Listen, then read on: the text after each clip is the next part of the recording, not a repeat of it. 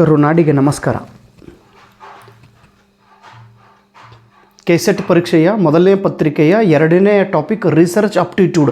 ಇದರಲ್ಲಿ ಬರುವಂಥ ಒಂದು ಹೊಸ ಕನ್ಸೆಪ್ಟ್ ಇದೆ, ಮೆಥಡ್ಸ್ ಆಫ್ ರಿಸರ್ಚ್. ಸಂಶೋಧನೆಯ ಪದ್ಧತಿ. ಸಂಶೋಧಕನು ಸಂಶೋಧನೆ ಮಾಡುವಾಗ ತನ್ನ ವಿಷಯಕ್ಕೆ ಸಂಬಂಧಿಸಿದ ಮಾಹಿತಿಯನ್ನು ಸುವ್ಯವಸ್ಥಿತವಾಗಿ, ಕ್ರಮಬದ್ಧವಾಗಿ, ವೈಜ್ಞಾನಿಕ ಆಧಾರವಾಗಿ ಇಟ್ಟುಕೊಂಡು ಸಂಶೋಧನೆಯನ್ನು ಮಾಡಬೇಕಾಗುತ್ತದೆ. ತಾನು ಮಾಡುವಂಥ ಸಂಶೋಧನೆಯ ಕೆಲಸವು ಸುವ್ಯವಸ್ಥಿತವಾಗಿ ನಡೆಯಬೇಕು. ಹೀಗಾಗಿ ತನ್ನ ವಿಷಯಕ್ಕೆ ಸಂಬಂಧಪಟ್ಟ ಹಾಗೆ ಒಂದೊಂದು ಪದ್ಧತಿಯನ್ನು ಉಪಯೋಗ ಮಾಡುತ್ತಾನೆ. ಎಲ್ಲ ಪದ್ಧತಿಯ ಉದ್ದೇಶ ಒಂದೇ, ಸಂಶೋಧನೆ ಮಾಡುವುದು.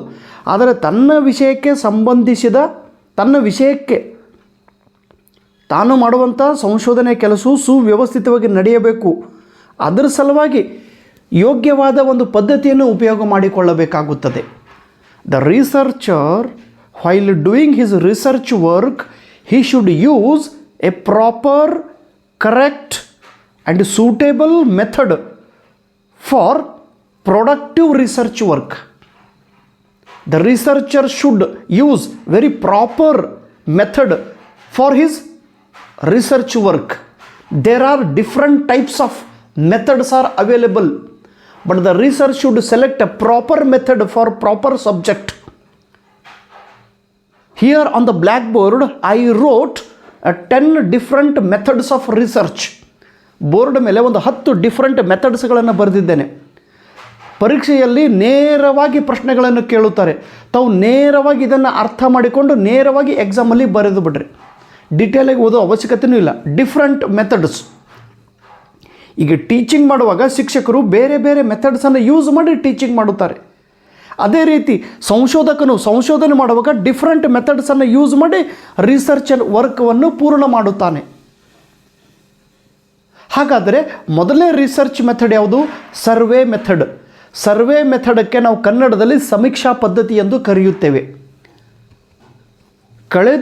ಒಂದು ಘಟನೆಯು ನಡೆದ ನಂತರ, ಒಂದು ಘಟನೆ, ಪಾಸ್ಟ್ ಘಟನೆ, ಏನೋ ಒಂದು ಘಟನೆ ನಡೆದು ಹೋಯಿತು, ಅಥವಾ ಪ್ರೆಸೆಂಟ್ ಸಿಚುವೇಶನ್ದಲ್ಲಿ ಒಂದು ವಿಷಯದ ಕುರಿತು, ಅಥವಾ ನಡೆದು ಹೋದ ಘಟನೆಯ ಬಗ್ಗೆ, ಅಥವಾ ಈಗಿರುವ ಒಂದು ಘಟನಾವಳಿಯ ಬಗ್ಗೆ, ಜನರ ಮನಸ್ಸಿನಲ್ಲಿ ಯಾವ ವಿಚಾರ ಇದೆ, ಜನರ ಅಭಿಪ್ರಾಯಗಳು ಏನು ಎಂಬುದನ್ನು ತಿಳಿದುಕೊಳ್ಳುವ ಸಲುವಾಗಿ ಉಪಯೋಗ ಮಾಡುವ ಒಂದು ಸಂಶೋಧನೆ ಪದ್ಧತಿಗೆ ಸರ್ವೆ ಮೆಥಡ್ ಎಂದು ಕರೆಯುತ್ತಾರೆ. ಸರ್ವೆ ಮಾಡೋದು, ಸರ್ವೆ. ಈಗ ನೋಡ್ರಿ, ನಮ್ಮ ದೇಶದೊಳಗೆ ಸರ್ವೆ ಮಾಡುತ್ತಿದ್ದಾರೆ. ಜಾತಿ ಗಣ ಅಂದರೆ caste wise population, caste wise ಜನಗಣತಿ ಮಾಡಬೇಕೋ ಮಾಡಬಾರ್ದು ಅನ್ನೋದು ಡಿಬೇಟ್ ನಡೆಯುತ್ತಿದೆ. ಕಾಸ್ಟ್ ವೈಸ್ ಯಾವ ಧರ್ಮದ ಜನರು ಎಷ್ಟಿದ್ದಾರೆ ಅದನ್ನು ಸರ್ವೆ ಮಾಡಬೇಕಾಗುತ್ತದೆ, ಸಮೀಕ್ಷೆ ಮಾಡಬೇಕಾಗುತ್ತದೆ. ಅಥವಾ ಅಟ್ ಪ್ರೆಸೆಂಟ್ ನರೇಂದ್ರ ಮೋದಿಯವರ ಪಾಪ್ಯುಲಾರಿಟಿ ಎಷ್ಟಿದೆ, BJP ಸರ್ಕಾರ ಮತ್ತೆ 2024ರಲ್ಲಿ ಗೆಲ್ಲುತ್ತದೆ ಅಥವಾ ಇಲ್ಲ ಎಂಬುದನ್ನು ಸರ್ವೆ ಮಾಡೋದು. ಪ್ರತಿಯೊಂದು ರಾಜ್ಯಕ್ಕೆ, ಪ್ರತಿಯೊಂದು ಜಿಲ್ಲೆಗೆ, ಪ್ರತಿಯೊಬ್ಬ ಜನರನ್ನು ಅವರನ್ನು ಪ್ರಶ್ನೆ ಕೇಳೋದು. ಏನಪ್ಪ, ಇವರು 10 ವರ್ಷ ಆಡಳಿತ ಮಾಡಿದ್ರು, ಇನ್ನೂ ಅವರು ಏನೇನು ನಿಮಗೆ ಆಶ್ವಾಸನೆಯನ್ನು ಕೊಟ್ಟಿದ್ದಾರೆ ಅವೆಲ್ಲ ಪೂರ್ಣ ಮಾಡಿದ್ದಾರೆ? 15 ಲಕ್ಷ ನಿಮ್ಮ ಕಿಶೆದೊಳಗೆ ಬಂದು ಬಿದ್ದಾವೇನು? ಜನರಿಗೆ ಪ್ರಶ್ನೆಗಳನ್ನು ಕೇಳೋದು. ಇಲ್ರಿ, ನಾ ಕೊಡೋರು ಅದಾರ್ರಿ, ನಾ 15 ಲಕ್ಷ ಕೊಡೋರು. ಮತ್ತು ಮೋದಿ ಸರ್ಕಾರ ಏನೇನು ಮಾತನ್ನು ಕೊಟ್ಟಿತ್ತು ಅದು ನಡೆಸಿಕೊಟ್ಟವ್ರನ್ನ ಇಲ್ಲ ಅಂತೇಳಿ ಸರ್ವೆ ಮಾಡೋದು, ಜನರಿಗೆಲ್ಲ ಅಭಿಪ್ರಾಯಗಳನ್ನು ಕೇಳೋದು. Survey method. ಸರ್ವೆ ಮಾಡಿದಾಗ ಜನರ ವಿಚಾರಗಳು, ಜನರ ಅಭಿಪ್ರಾಯ ನಮಗೆ ಗೊತ್ತಾಗುತ್ತದೆ. ಯಾರಿಗೆ? ಸಂಶೋಧನೆ ಮಾಡುವಂಥ ವ್ಯಕ್ತಿಗೆ. ತಾನು ಯಾವ ವಿಷಯದ ಬಗ್ಗೆ ಸಂಶೋಧನೆ ಮಾಡುತ್ತಿದ್ದಾನೆಯೋ ಆ ವಿಷಯಕ್ಕೆ ಸಂಬಂಧಿಸಿದ ಘಟನಾವಳಿಯ ಬಗ್ಗೆ, ಘಟನೆಯ ಬಗ್ಗೆ, ನಡೆದು ಹೋದ ಘಟನೆಯ ಬಗ್ಗೆ, ಅಥವಾ ಹಿಂದೆ ನಡೆದಿದ್ದು ಒಂದು ಘಟನೆ, ನಿಮಗೇನು ಅನ್ನಿಸ್ತದೆ ರೀ ಅದರ ಅಭಿಪ್ರಾಯ? ನಡೆದಿದ್ದ ಘಟನೆ ಬಗ್ಗೆ ಅಭಿಪ್ರಾಯ ಕೇಳೋದು, ಜನರದ್ದು ಅಭಿಪ್ರಾಯ. ಅಥವಾ ಈಗ ನಡೆಯುವಂಥ ಘಟನೆಯ ಬಗ್ಗೆ ಅಭಿಪ್ರಾಯ ಜನರನ್ನು ಕೇಳೋದು, ಸರ್ವೆ ಮಾಡೋದು. ಜನರ ಮನಸ್ಸಿನ ವಿಚಾರಗಳನ್ನು ಕೇಳಿ ಅದರ ಮೇಲಿಂದ ನಾವು ಸಂಶೋಧನೆಯನ್ನು ಮಾಡೋದು. Survey method. ಸರ್ ನೇರವಾಗಿ ಹೇಳ್ರಿ, ಪರೀಕ್ಷೆಗೆ ಏನು ಕೇಳ್ತಾರೆ? ಏನಿಲ್ಲ. ಸರ್ವೆ ಮೆಥಡ್ ಎಂದರೆ ಏನು? ನಡೆದು ಹೋದ ಘಟನೆಯ ಬಗ್ಗೆ ಅಥವಾ ಪ್ರಚಲಿತ ಘಟನೆಯ ಬಗ್ಗೆ ಜನರ ಮನಸ್ಸಿನಲ್ಲಿರುವಂಥ ವಿಚಾರಗಳನ್ನು ಅಧ್ಯಯನ ಮಾಡುವುದಕ್ಕೆ ಸರ್ವೆ ಮೆಥಡ್ ಎಂದು ಕರೆಯುತ್ತಾರೆ. ಈಗ ಸೆನ್ಸಸ್ ಆಗಲಿ, ಪಾಪ್ಯುಲೇಷನ್ ಕಾಸ್ಟ್ ವೈಸ್ ಪಾಪ್ಯುಲೇಷನ್ ಜನಗಣತಿಯನ್ನು ಮಾಡುವ ಸಲುವಾಗಿ ಇದನ್ನು ಉಪಯೋಗ ಮಾಡುತ್ತಾರೆ. ಇನ್ನು ಎರಡನೇದು ಕೇಸ್ ಸ್ಟಡಿ. ಕೇಸ್ ಸ್ಟಡಿ ಎಂದರೆ ಏನು? ವ್ಯಕ್ತಿ ಅಧ್ಯಯನ. ವ್ಯಕ್ತಿ ಅಧ್ಯಯನ ವಿಶೇಷವಾಗಿ ಪೊಲೀಸರು ಒಬ್ಬ ಕ್ರಿಮಿನಲನ್ನು ಅಟ್ಯಾಕ್ ಮಾಡಿದ ನಂತರ ಆತನ ಬಗ್ಗೆ ಸ್ಟಡಿ ಮಾಡುತ್ತಾರೆ. ಅಥವಾ ಮೆಂಟಲ್ ಹಾಸ್ಪಿಟಲ್ದೊಳಗೆ ಒಬ್ಬ ವ್ಯಕ್ತಿ ಅವನಿಗೆ ಒಯ್ದು ಹಾಸ್ಪಿಟಲ್ ಇಟ್ಟಂದ್ರೆ ಅವನದೆಲ್ಲ ಕೇಸ್ ಸ್ಟಡಿ ಮಾಡ್ತಾರೆ. ಹಿಂದೆ ಹೇಗಿದ್ದ, ಅವನು ಏನೇನು ಘಟನೆ ಒಳಗೆ ನಡೀತು, ಯಾಕೆ ಹೀಗಾದ. ವ್ಯಕ್ತಿ ಅಧ್ಯಯನ ಎಂದರೆ ಒಬ್ಬ ವ್ಯಕ್ತಿಯನ್ನು ವಿವಿಧ ಆಯಾಮಗಳಿಂದ ಅಧ್ಯಯನ ಮಾಡುವ ಪದ್ಧತಿಗೆ ಕೇಸ್ ಸ್ಟಡಿ ಎಂದು ಕರೆಯುತ್ತಾರೆ. ಕೇಸ್ ಸ್ಟಡಿ ಒಬ್ಬ ವ್ಯಕ್ತಿಯ ಬಗ್ಗೆ ಅಭ್ಯಾಸ ಮಾಡೋದು. ಈ ವ್ಯಕ್ತಿಯ ಪಾಸ್ಟ್ ಇನ್ಸಿಡೆಂಟ್, ಪಾಸ್ಟ್ ಘಟನಾವಳಿಗಳು, ಅವನ ಹಿಂದಿನ 1 ವರ್ಷದ ಹಿಂದೆ, 10 ವರ್ಷದ ಹಿಂದೆ, ಇಲ್ಲಿ ತನಕ ಏನೇನು ಘಟನಾವಳಿಗಳು ನಡೆದು ಯಾವ ಘಟನೆಯಿಂದ ಈಗ ಇವನ ಸಿಚುವೇಶನ್ ಹೀಗಾಗಿದೆ. ವ್ಯಕ್ತಿ ಅಧ್ಯಯನ ಮತ್ತು ಒಬ್ಬ ವ್ಯಕ್ತಿ ಕೇಸ್ ಸ್ಟಡಿ ಮಾಡುವಾಗ ಬೇರೆ ಬೇರೆ ವ್ಯಕ್ತಿಗಳಿಂದ ಒಬ್ಬ ವ್ಯಕ್ತಿಯ ಅಭಿಪ್ರಾಯವನ್ನು, ಈ ವ್ಯಕ್ತಿ ಹೇಗಿದ್ದ, ಇವು ಒಬ್ಬರಿಗೆ ಅಭಿಪ್ರಾಯ ಕೇಳೋದು, ಈ ವ್ಯಕ್ತಿಗೆ ಅಭಿಪ್ರಾಯ ಕೇಳೋದು, ಈ ವ್ಯಕ್ತಿಯ ಅಭಿಪ್ರಾಯ, ಈ ವ್ಯಕ್ತಿ ಕೇಳಿ ಆ ಪರ್ಟಿಕ್ಯುಲರ್ ಆ ವ್ಯಕ್ತಿ ಬಗ್ಗೆನೇ ಅಭ್ಯಾಸ ಮಾಡೋದು. ಒಬ್ಬ ವ್ಯಕ್ತಿಯ ಬಗ್ಗೆ ಅಭ್ಯಾಸ ಮಾಡುವ ಸಂಶೋಧನೆಯ ಪದ್ಧತಿಗೆ ಕೇಸ್ ಸ್ಟಡಿ ರಿಸರ್ಚ್ ಮೆಥಡ್ ಎಂದು ಕರೆಯುತ್ತಾರೆ. Historical research. ಯಾವ ಸಂಶೋಧನೆಯು ಇತಿಹಾಸಕ್ಕೆ ಸಂಬಂಧಿಸಿದೆಯೋ, ನೋಡ್ರಿ, ಸಂಶೋಧಕನು ಸಂಶೋಧನೆ ಮಾಡುವಾಗ ತನ್ನ ವಿಷಯವು ಐತಿಹಾಸಿಕ ಘಟನಾವಳಿಯ ಬಗ್ಗೆ ಸಂಬಂಧಪಟ್ಟಿದ್ದರೆ, ಅಂಥ ಘಟನಾವಳಿಯ ಬಗ್ಗೆ ಸಂಶೋಧನೆ ಮಾಡಬೇಕಾದರೆ ಆತನು ಹಿಸ್ಟಾರಿಕಲ್ ರಿಸರ್ಚ್ ಮೆಥಡನ್ನು ಉಪಯೋಗ ಮಾಡಬೇಕಾಗುತ್ತದೆ.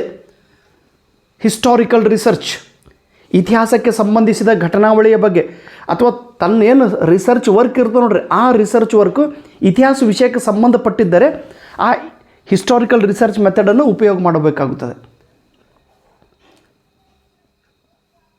ಚಿತ್ರದುರ್ಗದ ಕೋಟೆಯ ಬಗ್ಗೆ ಅಭ್ಯಾಸ ಮಾಡೋದೈತಿ. ಒಣಕೆ ಓಬವ್ವ ಹೇಗಿದ್ದಳು, ಒಣಕೆ ಓಬವ್ವ ಅಲ್ಲಿಯ ಹೈದರ್ ಅಲಿಯ ಸೈನಿಕರನ್ನು ಹೇಗೆ ಸದಿ ಬಡೋದು, ತಲೆ ಮಾಡಿ ಹೊಡೆಯೋ ಟೈಮ್ದೊಳಗೆ ಆ ಭಾಗದ್ದು ನೋಡ್ರಿ, ಆ ಕೋಟೆಯ ಬಗ್ಗೆ ಅಭ್ಯಾಸ ಮಾಡೋದಿತ್ತು. ನಿನ್ನೆ ನಾನು ಇಲ್ಲಿ ನಾವು ಪ್ರವಾಸಕ್ಕೆ ಹೋದಾಗ ರೀ, ಅಲ್ಲೊಂದು ಕೋಟೆ ಇತ್ತು. ಶಿವಾಜಿ ಮಹಾರಾಜರ ಕಾಲಾವಧಿಯೊಳಗೆ ಏನಾಗಿತ್ತಂತ, ಒಬ್ಬಳು ಮಹಿಳೆ ಏನೋ ಮೊಸರಂದು ಗೊತ್ತಾ, ಮೊಸರು ಮಾರಾಟ ಮಾಡೋಕ್ಕೆ ಬಂದಿದ್ದಳು ಶಿವಾಜಿ ಮಹಾರಾಜರ ಒಂದು ಕೋಟೆ ಒಳಗಡೆ. ಮಾರಾಟ ಮಾಡಿ ಶಿವಾಜಿ ಮಹಾರಾಜರೆಲ್ಲ ಕೋಟೆ ನೋಡ್ಕೊಂತು ಸಂಜೆ ಆಯಿತು. ಸಂಜೆ ಆದ ತಕ್ಷಣ ಆ ಗೇಟಿಂದ ಹೊರಗಡೆ ಬರಬೇಕಾಗಿತ್ತು. ಅಷ್ಟನ್ನೋದು ಸೈನಿಕರೆಲ್ಲ ಕೋಟೆಯನ್ನು ಮುಚ್ಚಿದ್ರಂತ, ಕೋಟೆ ಬಾಗಿಲು ಮುಚ್ಚಿತ್ತು. ಆಮೇಲೆ ಆ ತಾಯಿ ಕೇಳ್ತಾಳೆ ಗೇಟ್ ಮನೆಗೆ, ನೋಡ್ರಪ್ಪ ನನಗೆ ದ್ವಾರಪಾಲಕ, ನನಗೆ ಹೊರಗೆ ಹೋಗ್ಬೇಕಾಗ್ಯದಪ್ಪ, ನಮ್ಮ ಊರು ಅಲ್ಲೈತಿ, ನಾನು ಕೋಟೆ ಒಳಗೆ ಬಂದಿದ್ದೆ ಮೊಸರು ಮಾರಾಟ ಮಾಡೋಕ್ಕೆ, ಒಳಗೆ ಹೋಗ್ಬೇಕು. ಇಲ್ಲಮ್ಮ, ಸೂರ್ಯಾಸ್ತ ಆದ ಮೇಲೆ ದ್ವಾರ ಬಾಗಿಲು ತೆರೆಯಲು ಸಾಧ್ಯವಿಲ್ಲ, ನೀನು ಇಲ್ಲೇ ಇರಬೇಕಾಗುತ್ತೆ, ಬೆಳಗ್ಗೆ ಎದ್ದು ನೀನು ಹೋಗು. ಆ ತಾಯಿಂದಳು, ಇಲ್ಲ ನನಗೆ ಒಂದು ಮಗುವಿದೆ, ಮಗು ಅಳ್ತಾ ಇದೆ ಮನೆಯೊಳಗೆ, ನಾನು ಹೋಗಬೇಕು ತಮ್ಮ.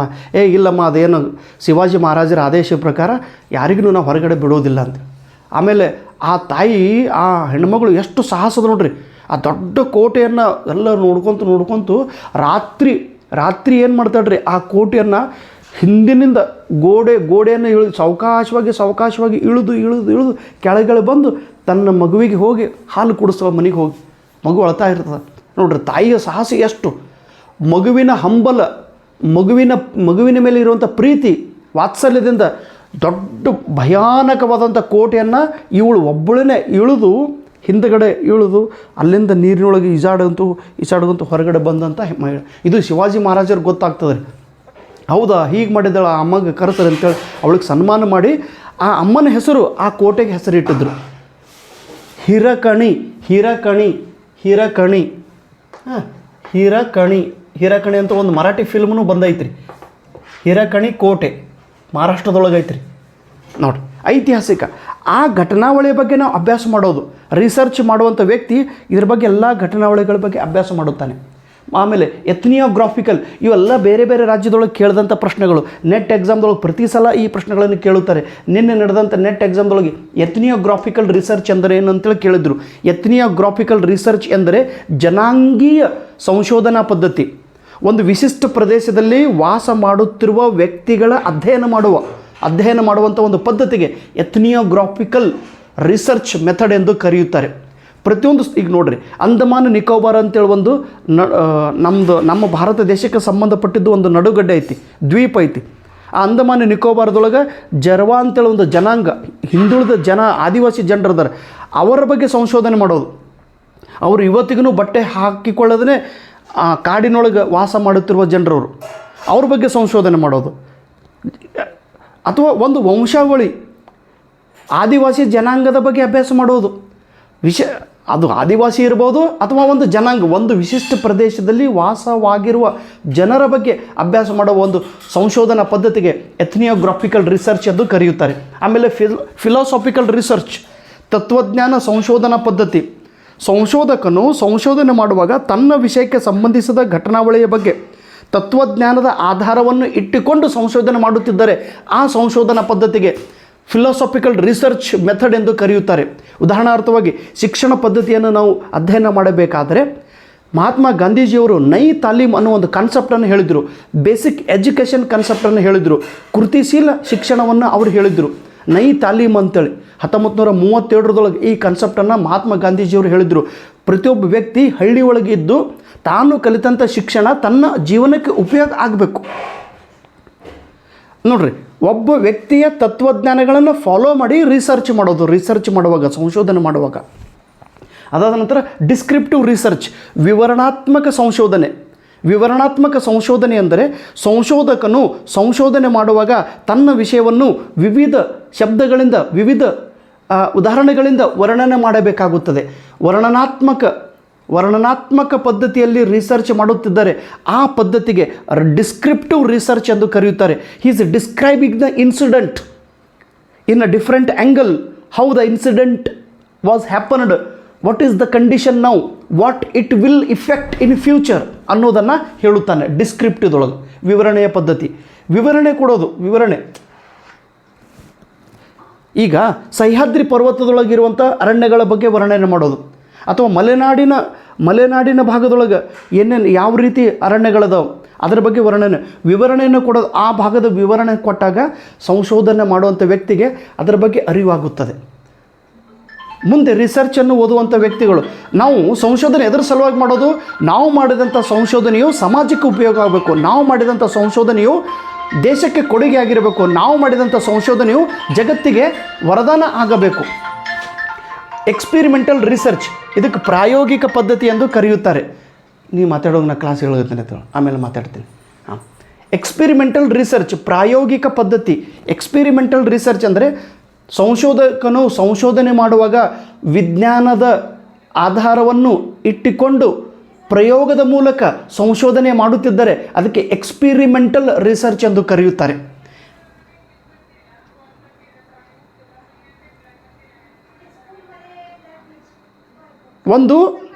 ಒಂದು ಪ್ರಯೋಗ ಮಾಡುವಾಗ ಸುಮ್ಮನೆ ಪ್ರಯೋಗ ಮಾಡೋದಕ್ಕಿಂತ ಒಂದು ಎಕ್ಸ್ಪೆರಿಮೆಂಟ್ ಮಾಡೋದು, ಒಂದು ಪ್ರಯೋಗ ಮಾಡೋದು. ಪ್ರಯೋಗ ಮಾಡಿ ಅದನ್ನು ನೀವು ನಂಬ್ರಿ, ಪ್ರಯೋಗ ಮಾಡಿ ಅದನ್ನು ನೀವು ಫೈನಲ್ ಮಾಡಿ, ಪ್ರಯೋಗ ಮಾಡಿ ಅದನ್ನು ನೀವು ಫೈನಲ್ ಡಿಸಿಷನ್ನು ತೆಗೆದುಕೊಳ್ಳಿ. ಪ್ರಾಯೋಗಿಕ ಪದ್ಧತಿ ಅಂತೇಳಿ ಕರೀತಾರೆ. ಸುಮ್ಮನೆ ಬರೇ ಬಾಯಿ ಮಾತಿನಿಂದ ಹೇಳೋದಲ್ಲ, ಅದನ್ನು ನೀವು ಕೃತಿಯೊಳಗೆ ಪ್ರಯೋಗ ಮಾಡಿ ಅದು ಸಿದ್ಧ ಆಯಿತು ಅಂತಂದ್ರೆ ಅದನ್ನು ಈಗ ಪ್ರಯೋಗ ಮಾಡಿನೇ ಹೇಳ್ತಿರ್ತಾರೆ ಯಾವುದೇ ಒಂದು ಕೃತಿ. ಅದಕ್ಕೆ ಪ್ರಾಯೋಗಿಕ, ವಿಜ್ಞಾನದ ಆಧಾರವನ್ನು ಇಟ್ಟುಕೊಂಡು ಪ್ರಯೋಗದ ಮೂಲಕ ಸಂಶೋಧನೆ ಮಾಡುತ್ತಿದ್ದರೆ ಆ ಪದ್ಧತಿಗೆ ಪ್ರಾಯೋಗಿಕ ಎಕ್ಸ್ಪಿರಿಮೆಂಟಲ್ ರಿಸರ್ಚ್ ಮೆಥಡ್ ಎಂದು ಕರೆಯುತ್ತಾರೆ. ಕ್ವಾಲಿಟೇಟಿವ್ ರಿಸರ್ಚ್, ಸಂಶೋಧಕನು ಸಂಶೋಧನೆ ಮಾಡುವಾಗ ತನ್ನ ವಿಷಯವನ್ನು ಗುಣದಲ್ಲಿ ವರ್ಣನೆ ಮಾಡುತ್ತಿದ್ದರೆ, ಸಂಖ್ಯೆಗಳ ಬದಲಾಗಿ ಸಂಖ್ಯೆಗಳನ್ನು ಉಪಯೋಗ ಮಾಡದೆ ಗುಣಗಳನ್ನು ವ್ಯಕ್ತ ಮಾಡುತ್ತಿದ್ದರೆ ಆ ಸಂಶೋಧನೆಗೆ ಕ್ವಾಲಿಟೇಟಿವ್ ರಿಸರ್ಚ್ ಎಂದು ಕರೆಯುತ್ತಾರೆ. He is only describing the quality, not quantity. The researcher is not using the numbers 1 to 10, 1 to 100. He is not mentioning the numbers.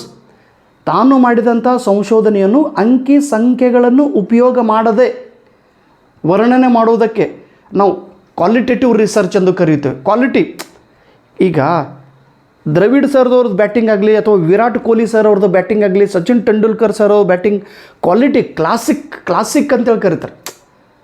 ಕೆಲವೊಂದು ಸಲ ಅಂಕಿ ಸಂಖ್ಯೆಗಳನ್ನು ಹೇಳಬಾರ್ದು.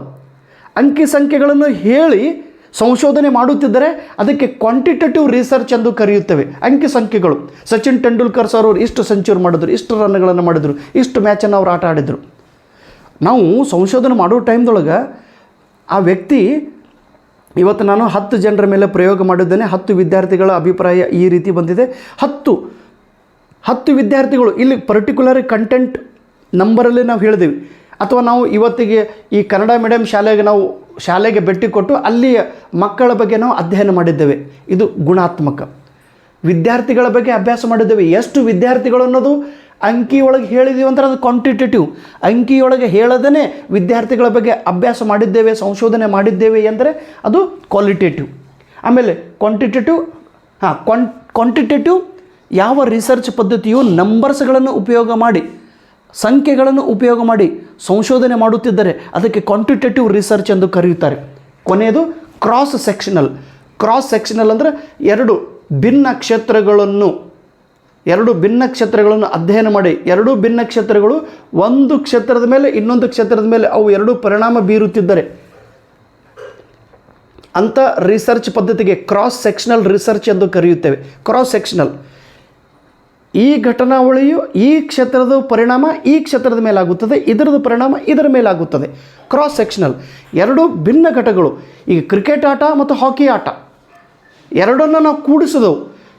ಕ್ರಿಕೆಟದ ಪರಿಣಾಮ ಹಾಕಿ ಮೇಲೆ ಹೇಗಾಗುತ್ತದೆ, ಹಾಕಿ ಪರಿಣಾಮ ಕ್ರಿಕೆಟದ ಮೇಲೆ ಹೇಗಾಗುತ್ತದೆ ನೋಡಿರಿ. ಕ್ರಾಸ್ ಸೆಕ್ಷನಲ್ ವಿಶೇಷವಾಗಿ ಇದು ಬಿಸ್ನೆಸ್ ಕ್ಷೇತ್ರದಲ್ಲಿ ಕ್ರಾಸ್ ಸೆಕ್ಷನಲ್, ಬಿಸ್ನೆಸ್ ಆಗಲಿ ಅಥವಾ ಸಮಾಜ ವಿಜ್ಞಾನದಲ್ಲಿ ಮತ್ತು ಮೆಡಿಕಲ್ ಕ್ಷೇತ್ರದಲ್ಲಿ ಈ ಕ್ರಾಸ್ ಸೆಕ್ಷನಲ್ ರಿಸರ್ಚ್ ಮೆಥಡನ್ನು ಉಪಯೋಗ ಮಾಡುತ್ತಿದ್ದಾರೆ. Please remember, these are very useful methods. Definitely will get 2 marks. ನೇರವಾಗಿ ಪ್ರಶ್ನೆಗಳನ್ನು ಕೇಳುತ್ತಾನೆ. ತಾವೆಲ್ಲರೂ ಈ 10 ಮೆಥಡ್ಸ್ಗಳನ್ನು ನೆನಪಿನಾಗ ಇಟ್ಕೋಬೇಕು. ಸರ್ವೆ ಮೆಥಡ್ ಎಂದರೇನು, ಕೇಸ್ ಸ್ಟಡಿ ಮೆಥಡ್ ಎಂದರೇನು, ಹಿಸ್ಟಾರಿಕಲ್ ಮೆಥಡ್ ಎಂದರೇನು, ಎಥ್ನಿಯೋಗ್ರಾಫಿಕಲ್ ಮೆಥಡ್ ಎಂದರೇನು, ಫಿಲಾಸಾಫಿಕಲ್ ರಿಸರ್ಚ್ ಎಂದರೇನು, ಡಿಸ್ಕ್ರಿಪ್ಟಿವ್ ರಿಸರ್ಚ್ ಎಂದರೇನು, experimental research, qualitative research, quantitative research and cross sectional research. Okay, thank you so much. ನಮಸ್ಕಾರ ರೀ.